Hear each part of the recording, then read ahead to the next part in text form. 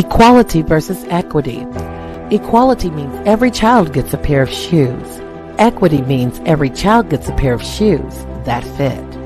That means every school district has to meet every student's individual needs. I'm Jerry O'Green with the Black Student Advocate. We advocate for black employees and black students within the K-12 school districts. We hold school districts accountable to make sure that black students and employees are in a fair and equitable workplace. Welcome back to Humanity Works Podcast. My name is Jahad Masai Youssef.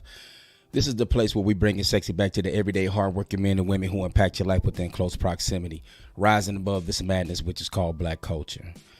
Like, share, and subscribe. Tell a problem solver to come on in.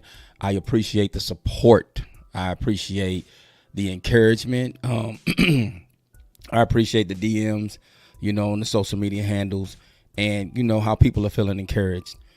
That's really what it's all about. I'm not looking to be the next black leader, the next black conscious community figure. None of this is important to me. But what is important to me is that non-white people in the concept called America and abroad get on code of a counter-racist code to stop responding to it and counter it. That's all I really care about.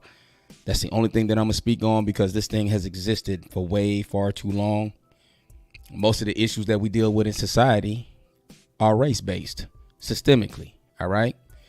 Before I really get into the spiel of today's show, I want to talk about the unfortunate incident that has taken place in Florida that is viral now. Everybody's talking about it. Even seeing a great brother of mine said it was a lynching about the young mother who went to go deal with the elderly white lady, a neighbor, over, her having a problem with the kids being on the property. And she went to go retrieve the iPad, and I guess she supposedly had words with this woman. And the woman simply just fired around at her and killed her. What I want people to understand, and I see this happen all the time, is that non-white people are making mistakes as if they don't know they're victims in a system. What you don't know can hurt you, and what you don't understand will kill you. You have to understand, people, that war has long been waged against us, our spirit, our mind, our bodies, our children, our legacies. And this is going on for generation after generation after generation. There are so many people who know the Bible, all 66 books of the Bible, from Genesis to Revelations, who are laying dead in a grave because they didn't have a code. There are so many people right now dealing with mental issues and getting healing and help. And as you should, and I'm not making a mockery of this when I say this, who know the Bible, who read the Quran, who knows the Torah, but ain't never read the code, to give you the understanding of how to counter every single situation and problem that you're facing with in all of your thoughts, speech, and actions. People, it's not a game. And we don't have the kind of reality where we need to shuck and jive, laugh and joke, and play each and every single day of our lives. That's just not our reality. But I understand that people are who they are, and people are going to be what they want to be. And I think one of the biggest things that one of our trauma bonds as a people is the escapism of partying, the escapism of drugs, the escapism of cosmetic alterations to body, the escapism of religion.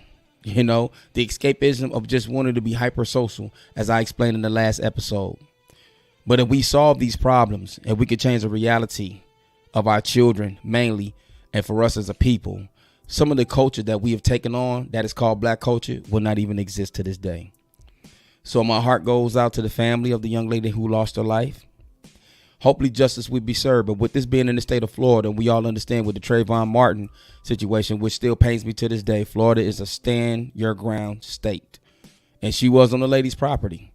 So who knows how this will go down. If a man could get off of blatantly killing a teenage child who had no business of following this child, was told by the authorities not to follow this child, and still executed the murder, it don't look good out the gate. So that's just something we need to be aware of when you approach any situation, especially when you're dealing with white supremacists, not white people. You must understand, you must be on code, you must be on guard. I really wish that sister had a firearm on her to protect herself, which is something we clearly don't believe. And I know when we respond to aggressive intention amongst each other, we ready to go to blows. We ready to go fisticuffs. But when we come to deal with them, It's like we look at them as the upper echelon of humanity. We come with them with civility. We give them the benefit of the doubt that they will be civil and they were going to kill you. And they will kill you because they believe in weaponizing everything, and they study war while we study love. All right. But let's get into the show. The power of apologizing to your children. Did I title it right? I did. Look at God. It's sad when I talk to a lot of adult people who tell me I don't talk to my children. And I was one of those people for a long time. You know, people that know me and follow me on the social media handles. You know, my son Quentin, he was coming through high school and I supported my son, proud of everything that my son did football wise. Right. And, you know, people supported that. And he eventually did get to the levels of playing college football. But when he got to college, my son stopped talking to me. You know, he didn't call me as much and the calls was falling off. I would never forget when we took an official visit and the coach was telling us that, hey, parents, sometimes don't get in your feelings if these kids don't call you as much. And he was the type of coach that makes sure kids reached out to their parents. And I'm sitting in there. I'm like, not my kid, not me, not ever. And as time went on, when I called my son, he was like, hey, Dad, I'll call you back. I'm on my way to class. Hey, Dad, I'll call you back. I'm about to go to workouts. Hey, Dad, I'm about to call you back. I'm about to hit the gym at 2 a.m. in the morning. So I realized something was going on till I just stopped hearing from my son at all. And I felt a certain type of way. So in my mind, I was like, fuck him. That's how I thought. You know, I feel like I've been a great father since day one, did everything I could to break my back to make him a good living, especially when he moved down here in Georgia. I didn't get no financial support. I didn't get any type of support, you know what I'm saying? You know, from the other half, but I don't waste time complaining about it. But I think I did pretty good by my son. And to have him turn his back and give us our ass a kiss, because, you know, the lady in my life at that time, you know, Autumn's mother, she played a phenomenal role as the feminine motherly energy in his life that he had been lacking years prior. Right. So I couldn't figure it out. And when I talk to a lot of men, a lot of my brothers, they hear the same thing. You know, my kids don't call me. My kids, they don't think about me, you know. And for my own personal experience, my kids have missed me on Father's Day. They didn't call to wish me happy Father's Day. There were times my kids missed my birthday where my parents would call me like, have you heard from your kids? I haven't heard from my kids. And so for a long time and you know, not hearing from them and, you know, looking at social media, because social media is a very powerful influence. I would go on social media and see that them give all the praise to their mom, and mom did this and mom did that. And it enraged the hell out of me, because I know the majority of the jewels, mental jewels that my children have to live their life with, it came from me. It didn't come from their mothers. So my dad would always tell me, don't give up on your children, love on your babies. And I'm like, man, I ain't trying to hear that shit, because I never did this to you. Me and my brothers, we never disrespected you or mom, you know, on this type of level, as far as not calling you, not staying in touch, not honoring and being grateful for everything that you did. And then I went through the same thing with my daughters. Like, my daughter started giving me their ass to kiss, and I could not understand for the life of me what the hell was going on. What was I doing wrong? What did I do wrong? And I told my daughters, because the way I live my life these days, if we can't love each other in authenticity and genuine, I don't want nothing to do with it. We can go our separate ways and I can love you from a distance, but I will never hate you. And at one point, I even had my children blocked. How ignorant is that? I had my children blocked. They couldn't get in touch with me or anything. But I told my daughters, because we all went through spells where I didn't talk to my daughters for a couple of years. And it was like I wasn't losing sleep at night, because I'm laying in the bed at night and I'm thinking to myself, hey, I did my thing as a father. Fuck them kids. Straight up.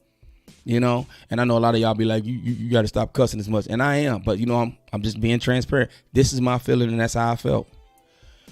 So I told my daughter, it's going to be one or two ways that we're going to meet back up. It's either going to be by death or it's going to be by pregnancy. And lo and behold, both of my daughters came back in contact with me because they were with child. And I'm a grandfather to this day. I'm thankful to see this second part of my life, this second generation of my life from my seed.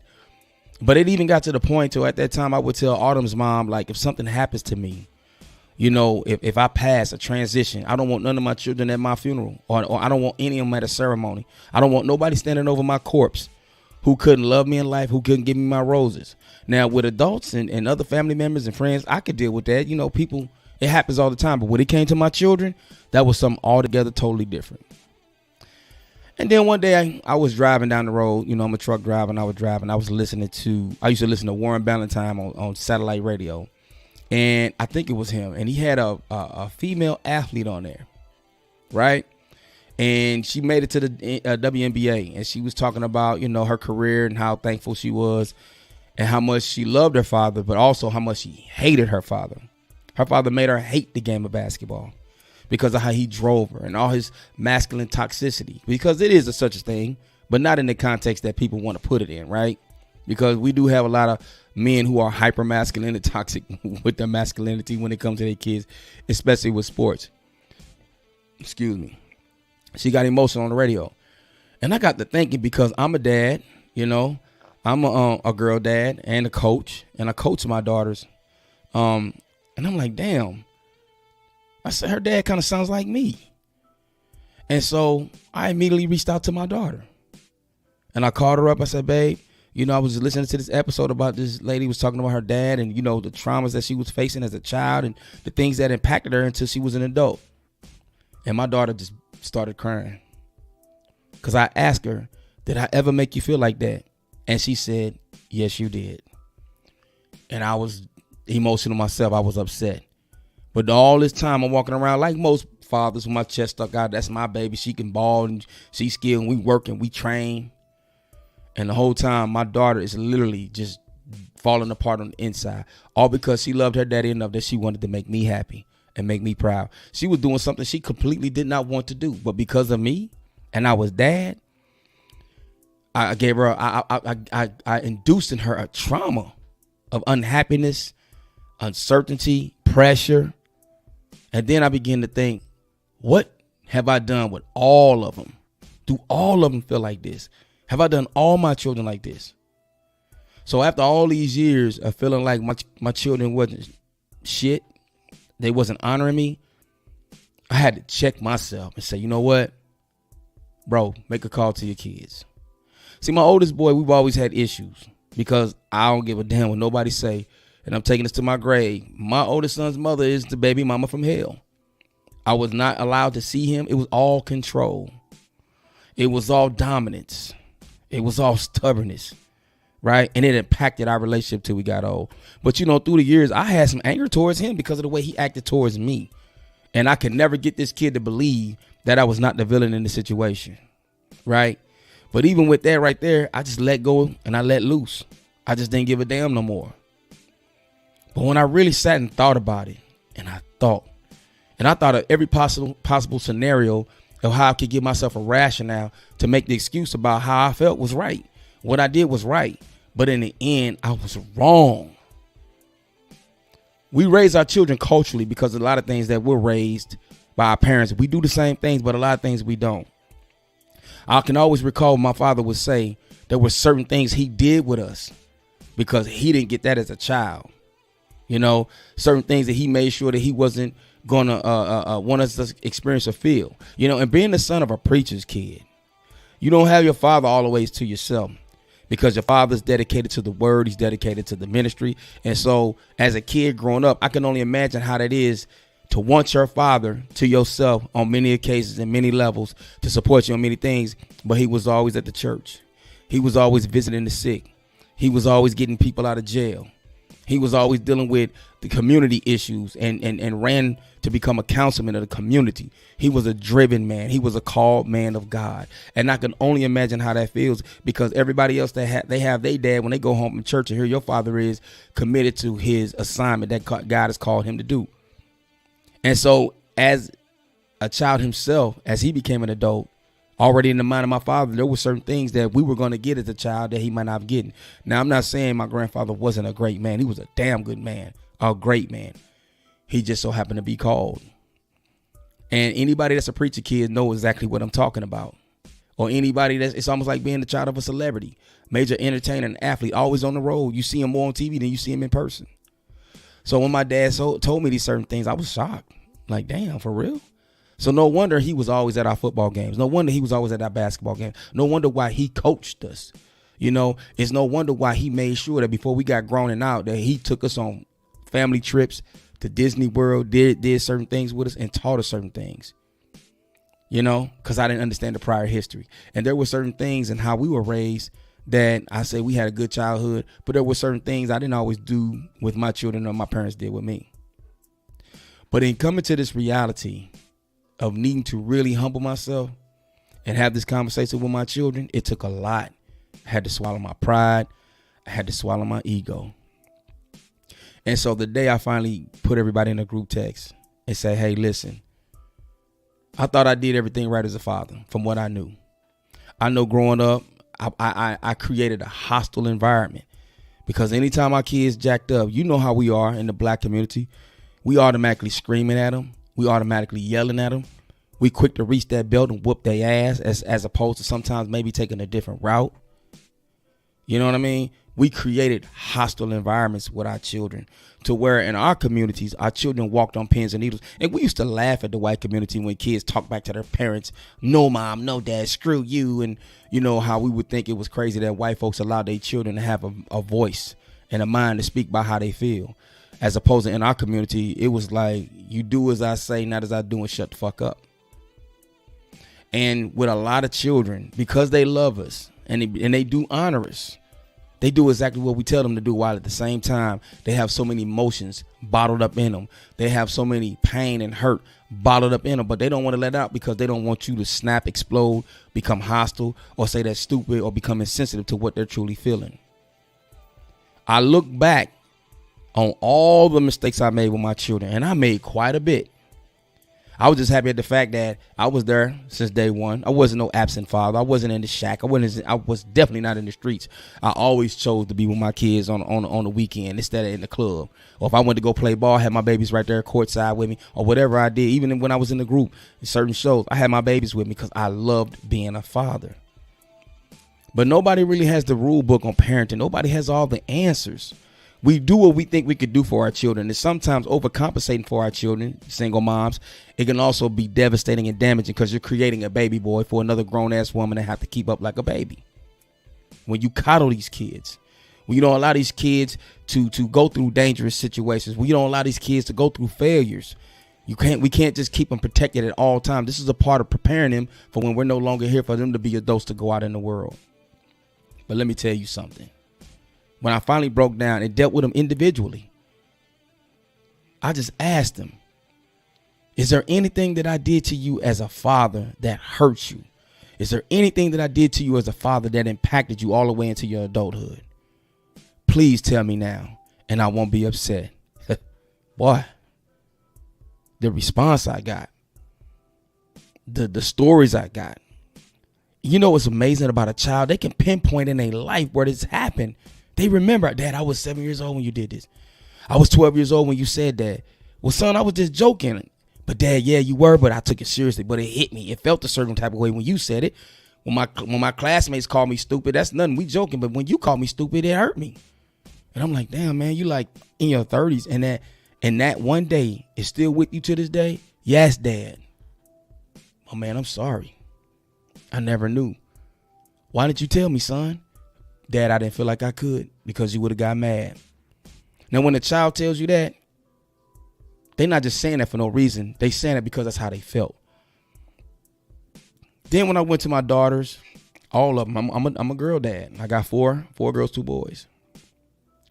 And I just humbled myself and asked, what did I do wrong? What could I have done better? And when they told me, it just absolutely blew my mind. I even became emotional at one point. And so what I said to them in a group, and I wanted them to know this at all times, if there's anything that I ever did to you all and I made you feel a certain type of way, and I never corrected it, I never apologized, I apologize now. I can't tell you how they caught me, boy. You know, I told you my phone don't ring because I don't like small talk, and, you know, I'm particular about when I talk over the phone as far as my time and energy. But these kids call me daily. My daughters call me daily, almost FaceTime calls. I see my grandchildren. You know, just the simple fact that I said I'm sorry. I got results. A lot of times, y'all think it's the kid when really it's you. And you wonder why a lot of us grow up in the church, or some of y'all grow up in the mosque, and you wonder why these kids walk away from what they were taught to believe in, or at least what they were influenced. Because I tell people all the time, I was never forced to believe in anything. But they hated religion because, or they really didn't subscribe to what you said you believe in, because the first God, the first Bible they're going to read is you, and you're not authentic. You wasn't loving. You wasn't supportive. There were other things that you prioritized over that child. When our main priority is the well-being of that child, the mental health of that child, it's just more than feeding these kids clothes and dressing them in the finest clothes and Jordans and jewelry. Man, that ain't shit. They grow out of these things, but what they ain't gonna grow out of is the history that they felt and you made with them as they grew up. What they ain't gonna grow out of is the trauma bond that you created when they were a child. How many times, single moms, have you called your boys niggas, little nigga, get your ass down, nigga, stop doing that, nigga, get your ass in this house? Because subconsciously you got a problem with his dad or just men in general. And that's why it's so easy for him to accept hearing himself being called a nigga. Or how many times have y'all called y'all daughters little bitch? You ain't nothing, bitch. You ain't shit. I ain't shit. You ain't gonna be shit. I had kids. You gonna have kids. How many times have you destroyed your own daughters with words, with history that you had that was unsuccessful and made you unhappy? Or unsuccessful relationships that you try to trump and put before your children? Men, the biggest problem with you is your absence. Or how many times have you told your son he ain't gonna amount to shit? He ain't gonna be nothing. How many times have you told your boy he can't do this? Why do you want to do that? How many times did you tell your daughter that she gonna be just like her mama and you get on her nerves? And she get on your nerves, excuse me. You know, damaging words that we tell our children that we think they could just eat it because we expect them to be on the level of an adult. And then you wonder why when they get older, you don't even hear from them no more. When you got sick in the hospital, why they didn't even come visit you. And if they did, they wasn't there long. Because even though you mom, you dad, they giving you the respect that you brought them in this world, but they don't give you the honor to spend the time with you. They don't salute you and praise your legacy because of things that you did with them as a child. And I'm gonna tell you something, the childhood goes quick. I look at these babies on Facebook, all my friends, whether it's from the softball community, the hip hop community, coaching community, just people, family, and friends. Where the time to go with these babies? You only got but so much time to make it right with these children. Because when they get older, my son told me one time when we were at odds, he told me, and you know what? I had to let him have this moment. He said, Dad, I'm 22. Like, I'm a grown man. I really don't need you. What we got to talk about? I'm straight. I'm good. You okay, Pop? Yes, son, I'm good. Man, when he told me that, this shit crushed the fuck out of me. He basically said, I'm of age now. What do I need you for? And that's how a lot of our children feel. And guess what? They have the right to feel that way. When these children come into the world, they're dependent on us to guide them and lead them in the right direction and to take them the right way.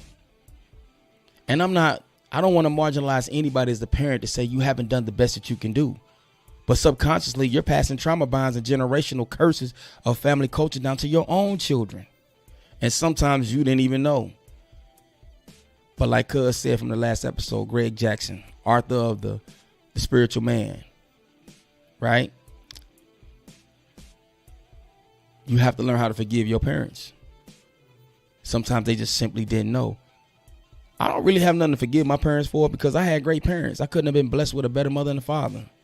Honestly, I just didn't, Dad, I just didn't like all them damn whoopings. I didn't like them, but you know what? I got so many whoopings. I got immune to them. You know what I'm saying? I got so many whoopings after like that third or fourth lick. I was just immune to it. Dad, I'm just letting you know after the fourth or fifth lick, I was acting, dude. You know what I'm saying? You got them big old forearms and hands like grandpa, man.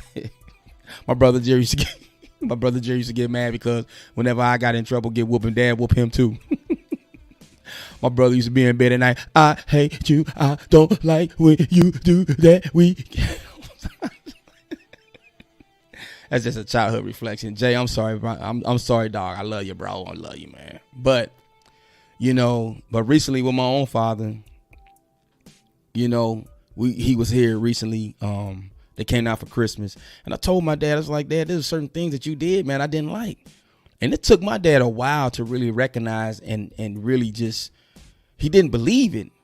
I'm like, yeah, dude, when you were young, you're a different father than you are now. You're a grandfather, a great grandfather. So now you're older, you're softer.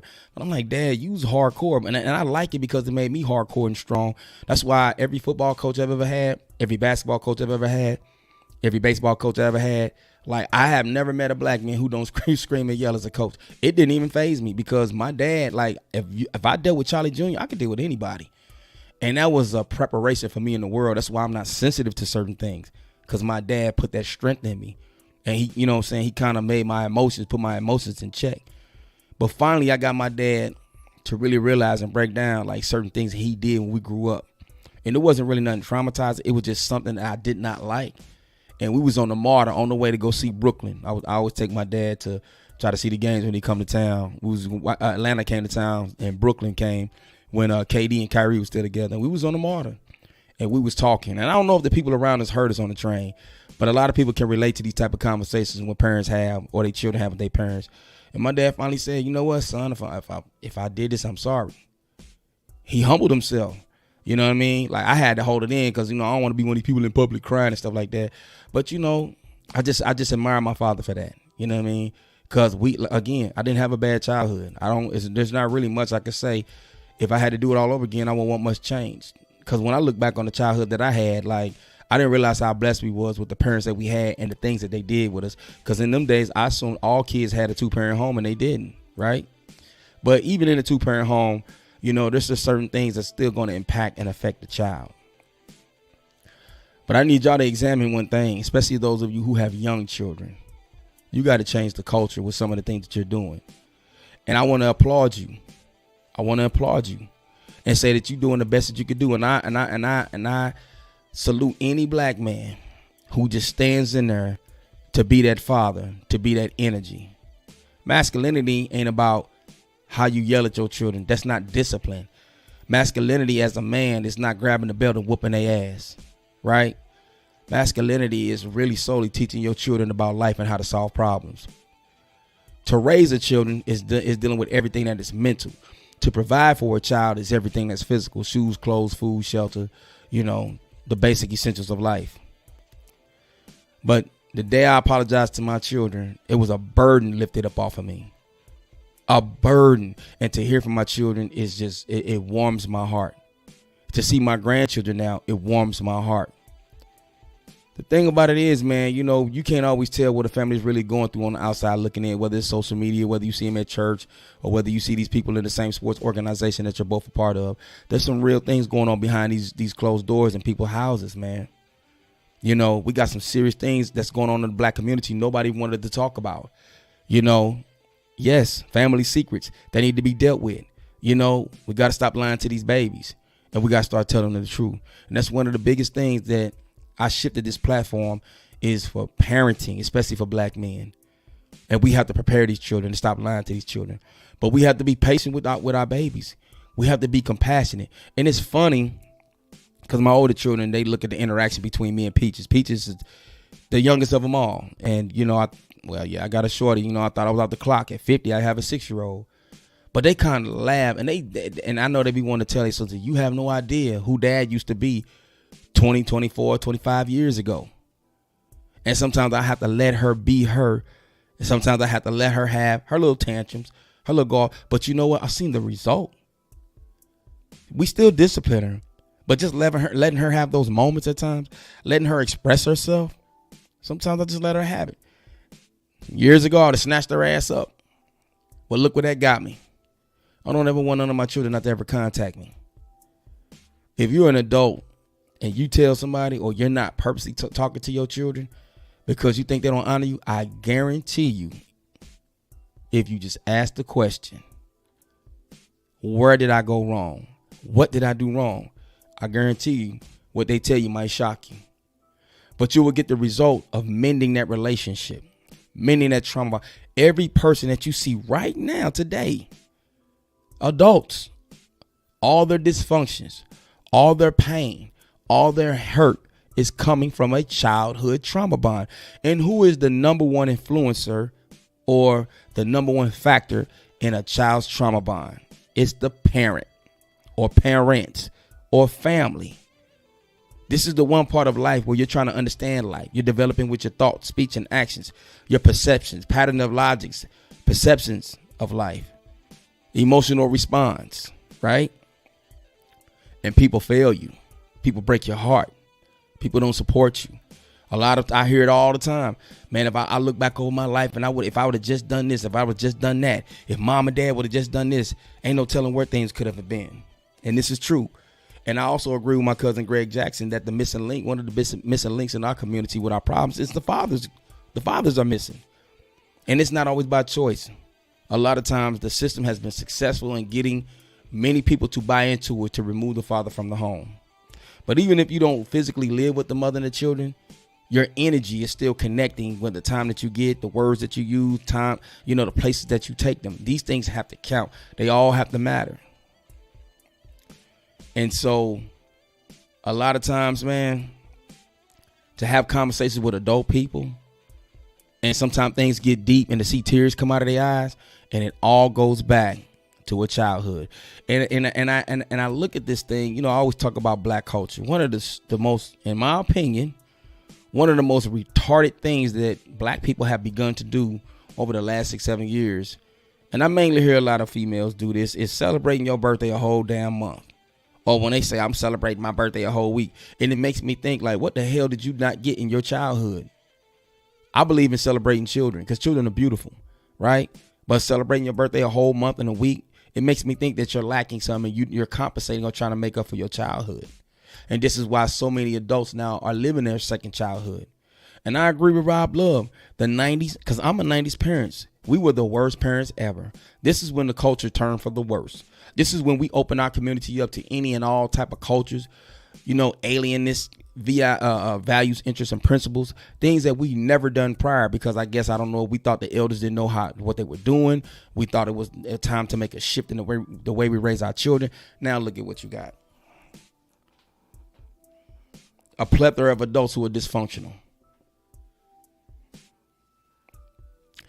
If you're able to have a child, because many are not able to have a child.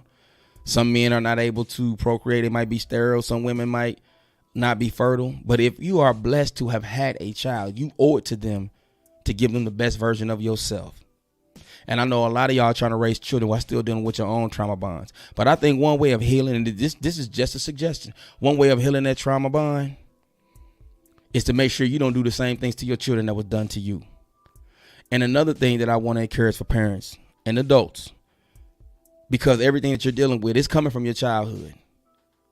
You need to have that conversation.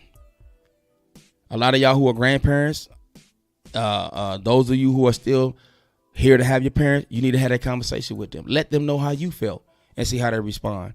I understand they say some relationships are just irreconcilable. I don't believe that. But let's apologize to our children for the things that we have done to them. Situations and experiences that have hurt them that we didn't realize that happened. And the result will be a beautiful thing, because at the end of the day, we all got to get old. And my cousin told me all the time, we talk about, and she's married. She's talking about, well, cuz you got to find somebody, you know what I'm saying? Be married or something, you know what I'm saying? Because when you work in hospice, a lot of people who work in hospice, these homes, these elderly homes, one thing that I always hear them say, it is so sad to see an elderly man or an elderly woman in that place or that facility and no family member ever come and check on them. It's typical of us to say, well, the children ain't shit, they evil, they don't care about their mom. But if you was to really sit down and ask that child the history with their parent, you might learn something. Everything in the universe is cause and effect. When I get old, and I hope like hell to the day that I die, I'm able to function on my own, because if I can't, I'm telling all y'all, my kids, if I can't function, pull the plug. If I can't get up and walk, if I can't go play basketball, if I can't have sex, if I'm in a wheelchair, if I can't sing, if I can't rap, if I can't drive a car, if I can't write with a pencil and pen, if I can't go on the internet, if I can't watch a basketball game, if I can't do the basic essentials, if you got to feed me with a spoon, I can't raise my own arms to eat an apple in the sandwich, pull the plug. Pull the plug. Pull the plug, y'all. Y'all got insurance. Go on and pull the plug, y'all. Pull the plug. Pull the plug. Pull the plug. Pull the plug. Because you got insurance. Pull the plug. That's dark humor, ain't it? I'm serious though. I'm serious. If I can't function, pull it. Anyway, this is the place where we bring the sexy back to the everyday hardworking men and women who impact your life within close proximity. Bring your sexy back. Hold on a second. This is the place where we bring your sexy back to the everyday hardworking men and women who impact your life within close proximity. We want to rise above this madness, which is called black culture. Let's get back to the roots of loving and nurturing our children. But you need to apologize to your children. It will do wonders. And for those of y'all who are dealing with trauma bonds, or those of y'all who are dealing with pain and depression, it all stems back to the childhood. And then some things do happen later in life, love, failure in love, career, and things of that nature. But you can overcome these things. Because one thing I do believe in the power of God. But the power of God only engages with actions on your behalf. It's not something you just call out and pray and don't do nothing. You got work to do. You draw closer to God, God draws closer to you. And on that note, man, I'm praying for all families to be successful. I also want to give a shout out to the Davis family. Had an unfortunate incident this week, you know what I'm saying, with young Yasiel. Hey, I'm glad he's doing, it could have been worse, but, you know, he's pulling through and he's striving. And my prayers go out to the family, and hopefully we'll see y'all back on the ball diamond soon. Also, this particular week, want to give a shout out to my team, Cincinnati A's Reloaded, heading into the Smokies. I won't be able to make it because of a rule that they have, which is crazy. I'm like, they're making softball like AAU now. I literally can't go play with my team based on not being a touching state. And now they don't have a snowbird rule no more. So it's kind of crazy, y'all. So I'm not going to be able to play ball this weekend. Oh, my God. But anyway, man, love on them babies. Love on them babies, man.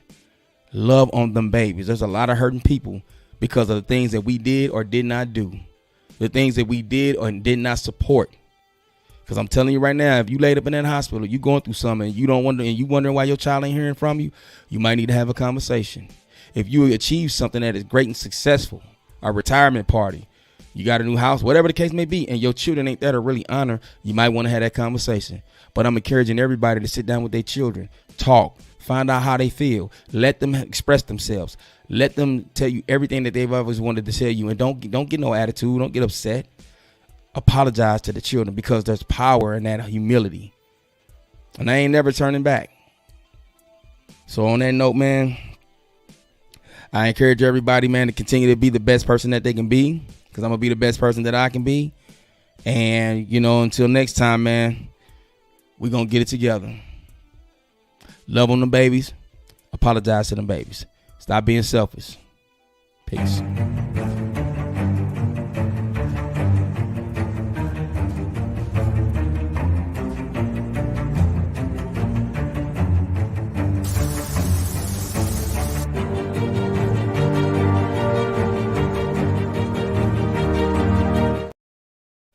Click the wrong damn button. That's not the outro. Peace.